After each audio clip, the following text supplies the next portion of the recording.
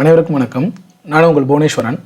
இந்த வீடியோவில் நம்ம எதை பற்றி பார்க்க போகிறோம் அப்படின்னா, பொதுவாகவே ஆப்ஷன்ஸ் ட்ரேடிங் அப்படின்னு எடுத்துக்கிட்டிங்கன்னா அதில் ரெண்டு விதமான ட்ரேடிங் அப்படிங்கிறது வந்து இருக்குது.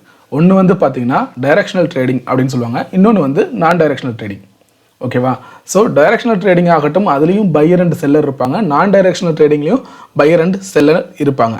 ஃபஸ்ட்டு நம்ம டைரக்ஷனல் ட்ரேடிங் அப்படின்னா என்னென்னு பார்ப்போம்.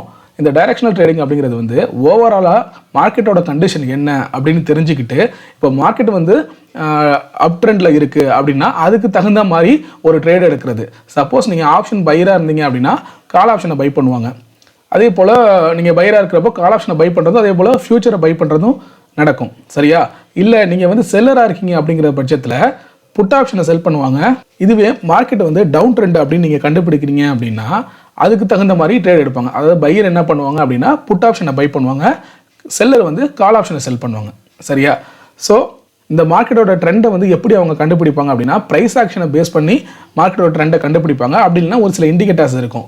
இப்போது மூவிங் ஆவரேஜ், இல்லைனா எக்ஸ்போனென்ஷியல் மூவிங் ஆவரேஜ், இல்லைனா வேறு ஏதாவது ஒரு RSI, அந்த மாதிரி அவங்க ஒரு சில இண்டிகேட்டரை யூஸ் பண்ணி, நிறைய இண்டிகேட்டர்ஸ் இருக்குது, அதை யூஸ் பண்ணி அதை பேஸ் பண்ணி அதுக்கு தகுந்த மாதிரி மார்க்கெட்டோட டைரக்ஷனை கண்டுபிடிச்சி அதுக்கு தகுந்த மாதிரி பொசிஷன்ஸ் அவங்க வந்து எடுப்பாங்க. இது வந்து டைரக்ஷனல் ட்ரேடிங்.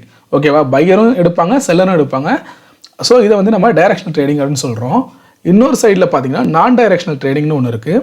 அந்த நான் டைரக்ஷனல் ட்ரேடிங்னா மார்க்கெட்டோட டைரக்ஷனை பற்றி அவங்களுக்கு வந்து பெரிய லெவலில் அந்த கேர் இருக்காது. அதாவது மார்க்கெட் எந்த பக்கம் போனாலும் பரவாயில்ல, நான் வந்து ஒரு சில ஸ்ட்ராட்டஜியை வந்து யூஸ் பண்ண போகிறேன். ஸோ எனக்கு இந்த ரேஞ்சுக்குள்ளே மார்க்கெட் முடிஞ்சால் போதும். அதாவது மார்க்கெட் வந்து மேலே போனாலும் சரி, கீழே போனாலும் சரி, எனக்குன்னு ஒரு ரேஞ்ச் இருக்குது, அந்த ரேஞ்சுக்குள்ளே மார்க்கெட் முடிஞ்சால் போதும், எனக்கு ப்ராஃபிட் வந்துடும் அப்படிங்கிற மாதிரி ஒரு ஸ்ட்ராட்டஜியை வந்து அவங்க ஃபார்ம் பண்ணுவாங்க. இப்போ ஆப்ஷன் செல்லர் எடுத்துக்கிட்டிங்க அப்படின்னா நான் டைரக்ஷனல் ட்ரேடிங்கில் இந்த ஷார்ட் ஸ்ட்ராங்கிள், ஷார்ட் ஸ்ட்ராடல், அந்த மாதிரியான ஒரு சில ஸ்ட்ராட்டஜியை வந்து யூஸ் பண்ணுவாங்க. இன்னும் iron condor, iron fly, butterfly, இந்த மாதிரி நிறைய ஸ்ட்ராட்டஜி இருக்குது. அதை வந்து யூஸ் பண்ணி ஒரு சர்டைன் ரேஞ்ச் வச்சுக்குவாங்க. அந்த ரேஞ்சுக்குள்ளே மார்க்கெட் எவ்வளோ தூரம் மேலே ஏறினாலும் சரி, கீழே இறங்கினாலும் சரி, நம்ம குறிப்பிட்ட அந்த ரேஞ்சுக்குள்ளே மார்க்கெட் முடிஞ்சால் போதும், நமக்கு வந்து ப்ராஃபிட் வந்துடும் அப்படிங்கிற மாதிரி ஸ்ட்ராட்டஜி யூஸ் பண்ணுவாங்க. ஆப்ஷன் பையரும் அதே போல் லாங் ஸ்ட்ராங்கிள், லாங் ஸ்ட்ராடல், அந்த மாதிரி ஒரு சில ஸ்ட்ராட்டஜியை யூஸ் பண்ணி மார்க்கெட் குறிப்பிட்ட ரேஞ்சுக்கு மேலேயோ கீழேயோ முடிஞ்சால் எனக்கு வந்து ப்ராஃபிட் வந்துடும், அது எந்த சைடு போய் முடிஞ்சாலும் பரவாயில்ல அப்படிங்கிற மாதிரி ஒரு ஸ்ட்ராட்டஜி யூஸ் பண்ணுவாங்க. இதெல்லாம் பார்த்தீங்கன்னா நான் டைரக்ஷனல் ட்ரேடிங் அப்படின்னு சொல்லுவாங்க. இப்போது நீங்கள் ஒரு ஆப்ஷன் ட்ரேடராக இருக்கீங்க அப்படின்னா முதல்ல நீங்கள் யார் அப்படிங்கிறத முதல்ல நீங்கள் தெரிஞ்சுக்கணும். நம்ம வந்து டைரக்ஷனல் ட்ரேடிங் பண்ண போகிறோமா, இல்லை நான் டைரக்ஷனல் ட்ரேடிங் பண்ண போகிறோமா? இப்போ டைரக்ஷனல் ட்ரேடிங் அப்படின்னு நீங்கள் வந்து ஃபிக்ஸ் பண்ணிட்டீங்க, இல்லை நான் மார்க்கெட்டோட டைரக்ஷனை முதல்ல தெரிஞ்சுக்கிட்டு அதுக்கு தகுந்த மாதிரி தான் நான் வந்து என்ட்ரி போக போகிறேன், பொசிஷன்ஸை ஹோல்டு பண்ண போகிறேன் அப்படின்னு நீங்கள் நினச்சிங்கன்னா அதுக்கு வந்து முதல்ல நீங்கள் என்னென்னலாம் கற்றுக்கணும், எதெல்லாம் தெரிஞ்சுக்கணும்னு ஃபஸ்ட்டு நீங்கள் ஃபாலோ பண்ணணும். உங்களுக்கு பேசிக் ப்ரைஸ் ஆக்ஷன் தெரியணும், கேண்டில் ஸ்டிக்ஸை பற்றி நல்லா ஒரு படிச்சிருக்கணும், கேண்டில் ஸ்டிக்ஸ் தெரிஞ்சிருக்கணும், இது சார்ட் பேட்டர்ன் தெரிஞ்சிருக்கணும், அடுத்தது ப்ரைஸ் ஆக்ஷனை பற்றின நல்ல ஒரு நாலேஜ் இருக்கணும். அதுக்கப்புறம் நீங்கள் இண்டிகேட்டரை வந்து நல்லா யூஸ் பண்ண தெரிஞ்சிருக்கணும். சரியா? ஒவ்வொரு இண்டிகேட்டர் வந்து எதுக்கெல்லாம் யூஸ் ஆகுதுன்னோ அதில் எது பெட்டரான இண்டிகேட்டர் வந்து உங்களுக்கு யூஸ் ஆகுது அப்படின்னு தெரிஞ்சுக்கிட்டு, பெட்டரான இண்டிகேட்டர் வந்து உங்களுக்கு இருக்குது அப்படிங்கிறத தெரிஞ்சுக்கிட்டு அதை பேஸ் பண்ணி ட்ரேட் எடுக்க நீங்கள் கற்றுக்கணும். சரியா? இது வந்து பார்த்தீங்கன்னா டைரக்ஷனல் ட்ரேடிங்க்கு உள்ளது. இதுவே இல்லை நான் வந்து நான் டைரக்ஷனல் தான் போக போகிறேன், ஏன்னா இப்போ டைரக்ஷனல் ட்ரேடருக்கும் நான் டைரக்ஷனல் ட்ரேடருக்கும் உள்ள மெயின் டிஃப்ரென்ஸ் என்ன அப்படின்னு பார்த்தீங்கன்னா, டைரக்ஷனல் ட்ரேடிங்கில் உள்ளவங்க எப்போதுமே மானிட்டரை வந்து வாட்ச் பண்ணிகிட்டே இருக்கிற மாதிரி இருக்கும். சரியா? ஏன்னா மார்க்கெட்டோட மூவ்மெண்ட்டை நீங்கள் ஒவ்வொரு மணி நேரமும் பார்த்தீங்கன்னா அதை வாட்ச் பண்ணிக்கிட்டே இருக்கணும். ஏன்னா சப்போஸ் மார்க்கெட் வந்து உங்களுக்கு அகென்ஸ்டாக போச்சுன்னா லாஸ் வந்து அதிகமாகிடும். சரியா? அதனால் அதை க்ளோஸ் பண்ணுறதுக்காக சப்போஸ் உங்களுக்கு அகென்ஸ்டாக மார்க்கெட் ரொம்ப மூவ் ஆகுதுங்கன்னா அந்த பொசிஷன்ஸை வந்து நீங்கள் பொசிஷன்லேருந்து நீங்கள் எக்ஸிட் ஆகிடணும். ஓகேவா? ஸோ அதுக்காக நீங்கள் மார்க்கெட்டை வந்து அடிக்கடி வாட்ச் பண்ணுற மாதிரி இருக்கும். ஆனால் நான் டைரக்ஷனல் ட்ரேடிங்கில் அப்படி கிடையாது. ஒன்ஸ் அவங்க பொசிஷனை வந்து என்ட்ரி பண்ணிட்டாங்க அப்படின்னா மார்க்கெட்டோட மூவ்மெண்ட் எப்படி இருந்தாலும் பரவாயில்ல, ஏன்னா அவங்களுக்கு வந்து பெரிய லெவலில் அந்த ரேஞ்சு, அதாவது பெரிய லெவலில் மார்க்கெட் வந்து கிராஷ் ஆனால் மட்டும்தான் அவங்களுக்கு வந்து இது லாஸ் ஆகும். மற்றபடி மார்க்கெட்டுக்கு மேலே கீழே இறங்கிக்கிட்டு இருந்தாலுமே அவங்களுக்கு வந்து பெரிய லெவலில் ஒரு லாஸுங்கிறது இருக்காது. ஸோ அதனால் பார்த்தீங்கன்னா நான் டைரக்ஷனல் ட்ரேடர் வந்து அடிக்கடி மார்க்கெட்டை வாட்ச் பண்ணுங்கிற அவசியம் இல்லை, எப்போவாவது அவங்களுக்கு டைம் கிடைக்கிறப்ப வாட்ச் பண்ணால் போதும். சரியா? ஸோ இதில் நீங்கள் வந்து உங்களுக்கு எது பெட்டராக இருக்குது, நீங்கள் வந்து ஒரு ஆஃபீஸ் போகிறவங்களா இருக்கலாம், இல்லை நீங்கள் வந்து வேறு ஏதாவது ஒர்க் பார்த்துக்கிட்டே நீங்கள் ட்ரேட் பண்ணுறவங்களா இருக்கிறீங்க அப்படிங்கிற பட்சத்தில் நீங்கள் நான் டைரக்ஷனல் சைடு போகலாம். இல்லை நான் வந்து ட்ரேடிங்கை தான் என்னோட மெயின் பிஸ்னஸாக வச்சுருக்கேன், இதுதான் என்னோட ஜாப் அப்படின்னு இருக்கிறவங்க வந்து நீங்கள் வந்து டைரக்ஷனல் ட்ரேடிங் பக்கம் வந்து போகலாம். சரி, நம்ம டைரக்ஷனல் ட்ரேடிங்க்கு வந்து என்னென்னலாம் தேவை அப்படிங்கிறத பார்த்தாச்சு. ப்ரைஸ் ஆக்ஷன் தெரிஞ்சிருக்கணும், இண்டிகேட்டர் பற்றி தெரிஞ்சிருக்கணும், சார்ட் பேட்டர்ன் அண்ட் கேண்டல்ஸ்டிக்ஸ் பேட்டர்ன் பற்றின அந்த ஃபுல் டீட்டெயில்ஸ் உங்களுக்கு வந்து தெரிஞ்சிருக்கணும். அதுக்கப்புறம் இண்டிகேட்டர் எப்படி யூஸ் பண்ணுறது அப்படிங்கிற ஒரு மெத்தடும் உங்களுக்கு புரிஞ்சிருக்கணும்.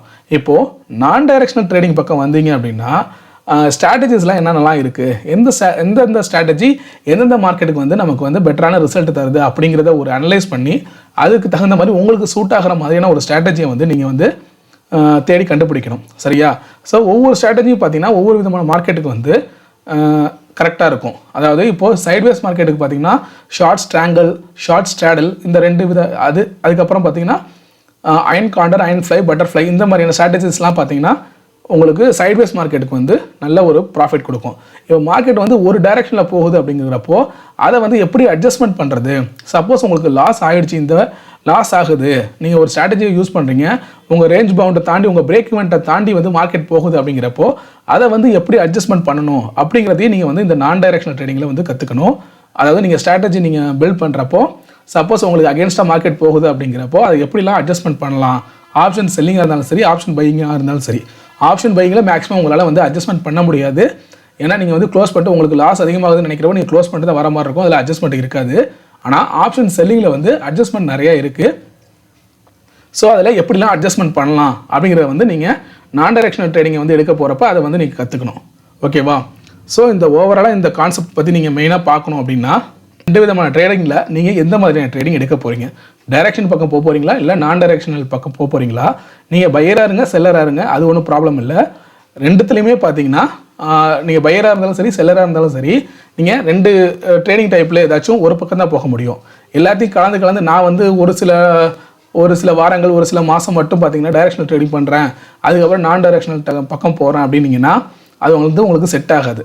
பொதுவாகவே இந்த ட்ரேடிங் சிஸ்டம் அப்படின்னு சொல்லுவாங்க இல்லையா, நிறைய பேர் அந்த ட்ரேடிங் சிஸ்டம் என்ன அப்படிங்கிறத சரியாக இன்னும் புரிஞ்சுக்கல. அதாவது உங்களுக்குன்னு ஒரு சிஸ்டம் வேணும். சிஸ்டம்ங்கிறது என்னென்னா, நான் இந்த மாதிரி ட்ரேடிங் டைப் தான் பண்ண போகிறேன், அதாவது நான் வந்து இந்த டைரக்ஷனல் ட்ரேடிங் தான் பண்ண போகிறேன், எனக்கு வந்து நான் இந்தந்த விஷயம்லாம் எனக்கு தெரியும், ப்ரைஸ் ஆக்ஷன்லாம் கற்றுக்கிட்டேன், இதெல்லாம் புரிஞ்சுக்கிட்டேன், அதனால் நான் வந்து இதுதான் பண்ண போகிறேன் அப்படின்னு இதையே தான் நீங்கள் கண்டினியூவாக ஃபாலோ பண்ணணும். சரியா? ஏன்னா அப்போ தான் எக்ஸ்பீரியன்ஸ் ஆக ஆக உங்களுக்கு வந்து ஒரு நல்ல ஒரு எக்ஸ்பீரியன்ஸ் ஆக ஆக உங்களால் அடுத்தடுத்த ட்ரேட் வந்து பெட்டராக பண்ண முடியும். சரியா? அதே போல் நீங்கள் செல்லராக இருந்தாலும் சரி, பையராக இருந்தாலும் சரி, நான் டைரக்ஷனல் பக்கம் போக போகிறீங்க அப்படின்னா அதில் என்னென்னலாம் ஸ்ட்ராட்டஜிஸ் இருக்குது, அந்த ஸ்ட்ராட்டஜி சப்போஸ் நமக்கு அகேன்ஸ்டாக போனால் எப்படி நம்ம அட்ஜஸ்ட்மெண்ட் பண்ணலாம் அப்படிங்கிற விஷயத்தையும் நீங்கள் கற்றுக்கணும். சரியா? ஸோ உங்களுக்கான சிஸ்டம் என்ன அப்படிங்கிறத நீங்கள் தான் முடிவு பண்ணணும். அதாவது உங்களுக்கு என்ன டைமிங் கிடைக்குது, ஃபுல் டைமும் நான் இருக்கேன், நான் எப்போதுமே மார்க்கெட் வாட்ச் பண்ணுற மாதிரி எனக்கு டைமிங் இருக்குது அப்படின்னா தாராளமாக நீங்கள் டைரக்ஷனல் ட்ரேடிங் பக்கம் போகலாம். ஆனால் அதுக்கு என்னென்னலாம் தேவையோ அதை நீங்கள் கற்றுக்கிட்டு அதுக்கப்புறம் தான் போகணும். சரியா? ஸோ எனக்கு டைம் கிடைக்குது அப்படிங்கிறதுனால நான் டெய்லி வந்து இன்ட்ராடே ட்ரேடராக இருக்கணும் அப்படிங்கிற அவசியம் கிடையாது. முதல்ல இன்ட்ராடே ட்ரேடர் ஆகணும், எனி டைம், அதாவது ரொம்ப அக்ரெசிவாக சில ட்ரேடர்லாம் இருப்பாங்க, அந்த மாதிரிலாம் ஆகணும் அப்படின்னா அதுக்கு என்னென்னலாம் தேவையோ அதை போய் நீங்கள் கற்றுக்கிட்டு அதுக்கப்புறம் தான் நீங்கள் இன்ட்ராடே ட்ரேடராக ஆக முடியும். சரியா? அதாவது எனி டைம் ட்ரேடிங் பண்ணுற மாதிரியான ஒரு அந்த மார்க்கெட்டை வாட்ச் பண்ணுற மாதிரி ஒரு ட்ரேடர் வந்து இருக்கணும் அப்படின்னா அதுக்கு தகுந்ததெல்லாம் கற்றுக்கணும். இல்லை எனக்கு வந்து டைம் கிடையாது, பட் ஆனால் எனக்கு வந்து ஒரு கம்மியான ப்ராஃபிட்டில் ஒரு பொசிஷன்ஸை ஹோல்ட் பண்ணி ஸோ வாரம் இல்லை மாதம் ஒரு சின்னதாக ஒரு அமௌண்ட் எனக்கு வந்தால் போதும், சைடு இன்கம் மாதிரி வந்தால் போதும் அப்படின்னா ஸோ அதுக்குன்னு இருக்கிற ஸ்ட்ராட்டஜிஸ், நான் டைரக்ஷனில் இருக்கிற ஸ்ட்ராட்டஜிஸ் எல்லாம் தெரிஞ்சுக்கிட்டு அதை கற்றுக்கிட்டு அதை அப்ளை பண்ணி கண்டினியூவாக அதை வந்து வாரம் இல்லை மாதம் வந்து அதை வந்து நீங்கள் கண்டினியூ பண்ணி ஹோல்டு பண்ணிக்கிட்டு இருக்கீங்க அப்படின்னா உங்களுக்கு ஒரு நல்ல ப்ராஃபிட் இருக்கும். சரியா? ஸோ சப்போஸ் அந்த ட்ரேடு வந்து அந்த நீங்கள் எடுக்கிற பொசிஷன் வந்து அகேன்ஸ்டாக போனாலும் அட்ஜஸ்ட்மெண்ட் பண்ணவும் கற்றுக்கணும். இதெல்லாம் தெரிஞ்சுக்கிட்டு நீங்கள் எந்த ட்ரேடிங்கில் வந்து போகணும் அப்படிங்கிறத நீங்கள் தான் முடிவு பண்ணணும். சரியா? ஸோ நான் வந்து ஒரு 2 மாதம் இல்லை ஒரு 3 மாதத்துக்கு வந்து ப்ரைஸ் ஆக்ஷன் யூஸ் பண்ணி டைரக்ஷனல் ட்ரேடிங் பண்ணுறேன், அதுக்கப்புறம் எனக்கு இது வந்து செட் ஆகலை அப்படின்னா உடனே நான் டைரக்ஷனல் பக்கம் போகிறேன், திரும்ப அந்த பக்கம் போயிட்டு அதுவும் எனக்கு செட் ஆகணும்னா திரும்ப நான் வந்து டைரக்ஷனல் ட்ரேடிங்கே வரேன், இப்படின்னு நீங்கள் மாற்றி உங்களை கன்ஃபியூஸ் பண்ணிக்கிட்டீங்க அப்படின்னா உங்களால் டோட்டலாகவே எதுவுமே பண்ண முடியாது இந்த விஷயத்தில். சரியா? உங்களுக்கு நான் வந்து ஒரே ஒரு சைடு தான் போக போகிறேன், எனக்கு அந்த விஷயத்துலேயே நான் வந்து பெட்டராக இருக்க போகிறேன் அப்படின்னு நினச்சிங்க அப்படின்னா அந்த மாதிரி, ஏன்னா ஒரு பழமொழி சொல்லுவாங்க தெரியுமா, எல்லா விஷயமும் தெரியும் ஆனால் எதுலேயுமே திறமைசாலி இல்லை அப்படின்னு சொல்லுவாங்க. ஓகேவா? அது மாதிரி நீங்கள் எனக்கு வந்து எல்லா விஷயமும் தெரிஞ்சுக்கணுன்ட்டு எல்லாத்துலேயும் நீங்கள் போய் அங்கன்னு பிச்சு உங்களுக்கு தெரிஞ்சுக்கிறத விட ஏதாச்சும் ஒரு வேலை நீங்கள் ஒரே வேலை கற்றுக்கிட்டு அதில் நீங்கள் மாஸ்டராக இருக்கணும், அதுதான் பெட்டரான உங்களுக்கு ஆப்பர்ச்சுனிட்டியாக இருக்கும். அதாவது நான் இதுக்கு ட்ரேடிங்க்குன்னு சொல்ல வரல, உங்கள் லைஃப்லையும் சொல்கிறேன், ஏதாச்சும் ஒரே ஒரு சைடு, ஒரே ஒரு டிபார்ட்மெண்ட் இல்லை ஒரே ஒரு சைடை நீங்கள் வந்து தேர்ந்தெடுங்க. அதில் வந்து திரும்ப திரும்ப திரும்ப திரும்ப அனலைஸ் பண்ணுங்கள். அதில் வந்து எப்படி நம்ம வந்து ஒரு மாஸ்டராக ஆகலாம் அப்படிங்கிறத கற்றுக்கிட்டிங்கன்னா அது மூலியமாகவே நீங்கள் வந்து பெரிய ஆள் ஆயிடலாம். சரியா? ஸோ நான் எல்லாத்தையும் தெரிஞ்சுக்க போகிறேன், இதை தெரிஞ்சுக்கணும் அதை தெரிஞ்சுக்கணும் எல்லாத்தையும் நான் தெரிஞ்சுக்க போகிறேன். சில பேர் என்ன பண்ணுவாங்கன்னா இன்ட்ராடே ட்ரேடிங்னா என்னன்னு தெரிஞ்சுக்குவாங்க, அப்புறம் போய்ட்டு நான் ஃபண்டமெண்டல் படிச்சு நான் இன்வெஸ்ட்மெண்ட் பண்ண போகிறேன் அப்படின்னு சொல்லுவாங்க. திரும்ப வந்து இல்லை நான் வந்து ஸ்விங் ட்ரேடிங் பக்கம் போக போகிறேன் அப்படின்னு சொல்லுவாங்க. ஸோ எல்லாத்தையும் கன்ஃபியூஸ் பண்ணிக்கிட்டு கடைசியில் அவங்களுக்கு என்ன பண்ணணுங்கிறதே இதில் தெரியாது. சரியா? ஸோ ரொம்ப கன்ஃபியூஸ் ஆகிடுவாங்க. அவங்களுக்கு ஆட்டோமேட்டிக்காக என்ன தோணும், சரி நம்ம ஸ்விங் ட்ரேடிங் பக்கம் போகலாமோ, இதில் லாஸ் ஆகுது அப்படின்னு தோணும். அப்புறம் ஸ்விங் ட்ரேடிங் போய் லாஸ் ஆனதுக்கப்புறம் இல்லை பேசாமல் நம்ம வந்து இன்வெஸ்ட்மெண்ட்டே பண்ணிட்டு போயிடுவோம், இன்வெஸ்ட்மெண்ட்டில் தானே கொஞ்சம் நமக்கு பெரிய அளவில் லாஸ் இல்லை அப்படின்னு சொல்லிட்டு ஏதோ ஒரு ஸ்டாக்கில் போய் இன்வெஸ்ட் பண்ணி அதுலேயும் லாஸ் ஆகிறதுக்கு வாய்ப்பு இருக்குது. அப்புறம் எல்லாத்தையும் லாஸ் பண்ணிட்டு இல்லை நம்ம டெய்லி ட்ரேடே பண்ணிட்டு போயிடுவோம், ஏன் இவ்வளோ தூரம் குழப்பிக்கிட்டு அப்படிங்கிற மாதிரி திரும்ப இன்ட்ராடே ட்ரேடிங்க்கு வருவாங்க. ஸோ அந்த மாதிரி பண்ணாதீங்க. ஒன்ஸ் நீங்கள் வந்து ஆப்ஷன்ஸ் ட்ரேடிங் தான் பண்ணணும்னு முடிவு எடுத்துட்டீங்க, இன்ட்ராடே பண்ண போகிறீங்க அப்படின்னா இன்ட்ராடே ஆப்ஷன்ஸ் ட்ரேடிங்க்கு என்னென்னலாம் நம்ம பண்ணணும், செல்லிங் பண்ண போகிறீங்கன்னா செல்லிங்க்கு நம்ம என்ன கற்றுக்கணும், இல்லை நான் ஆப்ஷன் பையராக போகிறேன்னா ஆப்ஷன் பையருக்கான எல்லா விஷயத்தையும் கற்றுக்கிட்டு அதில் வந்து எப்படி நம்ம மாஸ்டர் ஆகலாம், அதில் வந்து நம்ம எப்படி நம்ம எஃபெக்டிவாக ட்ரேட் பண்ணலாம். சரியா? அதாவது முடிஞ்ச வரைக்கும் அந்த ரிஸ்க் ரிவார்டு மணி மேனேஜ்மெண்ட் இதெல்லாம் எப்படி ரொம்ப ப்ராப்பராக ஃபாலோ பண்ணலாம் அதெல்லாம் தெரிஞ்சுக்கிட்டு அதுக்கப்புறம் பார்த்தீங்கன்னா ட்ரேட் பண்ணுங்கள். சரியா? இந்த மாதிரி ட்ரேட் பண்ணால் மட்டும்தான் உங்களால் வந்து இந்த ட்ரேடிங்கில் கொஞ்சம் பெஸ்ட்டாக வர முடியும். மற்றபடி எல்லாத்தையும் நான் தெரிஞ்சுக்கணும் அப்படின்னு எல்லா பக்கத்துலையும் போனீங்கன்னா கண்டிப்பாக உங்களால் வந்து சக்ஸஸ் பண்ணவே முடியாது ட்ரேடிங்கில். ஓகேவா?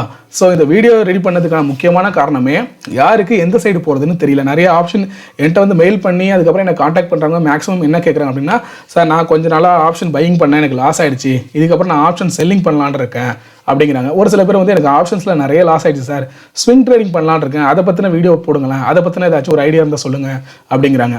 ஸோ லாஸு ப்ராஃபிட் அப்படிங்கிறது வந்து எல்லாருக்கும் நடக்கும் தான், அது இல்லைன்னு சொல்ல வரல. அதுவும் மேக்ஸிமம் நீங்கள் வந்து ஒரு நாலேஜ் இல்லாமல் அதில் என்ட்ரு ஆகுறீங்க அப்படின்னா கண்டிப்பாக உங்களுக்கு லாஸ் ஆகிறதுக்கு அதிக வாய்ப்பு இருக்குது. அதுக்கு நான் என்ன சொல்கிறேன்னா, நீங்கள் லாஸ் பண்ணுறதை கண்டிப்பாக ஏதோ ஒரு டியூட்டர் ஏதோ ஒரு மென்டார் கிட்ட போயிட்டு நீங்கள் ப்ராப்பராக கற்றுக்கலாம். இது வந்து நான் என்கிட்ட கற்றுக்கணும், இல்லை நான் வந்து ஏதாவது கோர்ஸ் உங்களுக்கு செல் பண்ண போகிறேன் அப்படிங்கிறதுக்கான ஐடியாவே கிடையாது. ஏன்னா நான் இது வரைக்கும் நான் யாருக்கிட்டையும் அப்படி சொல்லலை. நானே நிறைய பேருக்கு வந்து ரெஃபர் பண்ணியிருக்கேன், மற்ற கிளாஸ் போங்க அப்படின்னு சொல்லிட்டு பெஸ்ட்டுன்னு எனக்கு யாரை தெரியுதோ அவங்களாம் நான் நிறைய பேருக்கு வந்து ரெஃபர் பண்ணியிருக்கேன். சரியா? ஸோ நீங்கள் அது மாதிரி தேடி கண்டுபிடிச்சி ப்ராப்பராக இப்போ ஒரு 20,000 30,000 நீங்கள் லாஸ் பண்ணுறீங்கன்னா அதை வந்து ஒரு ப்ராப்பரான ஒரு பேசிக்ஸ் கற்றுக் கொடுக்குற ஒரு மென்டார்கிட்ட போயிட்டு இல்லை ஒரு இன்ஸ்டியூஷனில் போயிட்டு தாராளமாக நீங்கள் படிக்கலாம். படிச்சுக்கிட்டு ஒரு 2-3 மாதம் நல்லபடியாக படித்து தெரிஞ்சுக்கிட்டு அதுக்கப்புறம் அவங்க உங்களுக்கு ப்ராப்பராக கற்றுக் கொடுப்பாங்க. மணி மேனேஜ்மெண்ட்னா என்ன, ரிஸ்க் மேனேஜ்மெண்ட்னா என்ன, ரிஸ்க் ரிவார்டு எப்படி ஃபாலோ பண்ணணும், இதெல்லாம் எல்லாத்தையும் பக்காவாக அவங்களுக்கு சொல்லிக் கொடுப்பாங்க. அதை தெரிஞ்சுக்கிட்டு அதுக்கப்புறம் ட்ரேடிங் வாங்க. ஒரு சில பேர் என்ன பண்ணீங்க, கொஞ்சம் யூடியூப் வீடியோஸை பார்த்துட்டு அதை மட்டுமே பேஸ் பண்ணி தெரிஞ்சுக்கிட்டு இல்லை மற்றவங்க கால்ஸ் கொடுக்குறாங்க அப்படின்னு சொல்லிட்டு அந்த கால்ஸை வாங்கி அது மூலியமாக ட்ரேட் பண்ணுறீங்க. அது ரொம்ப ரொம்ப தப்பு. அதை வந்து எல்லாருமே என்ன பண்ணுவீங்கன்னா உங்களுக்கு எக்ஸ்பீரியன்ஸ் ஆனதுக்கு அப்புறம் தான் அதை ஃபீல் பண்ணுவீங்க. சரியா? ஏன்னா எங்கிட்டேயா இருக்கட்டும் இல்லை நிறையா பேர் நீங்கள் வந்து யூடியூப்பில் சொல்கிறதா இருக்கட்டும், எப்போதும் கேட்டு பாருங்கள், சார் நான் இவ்வளோ லாஸ் பண்ணிட்டேன் அப்படின்ட்டு.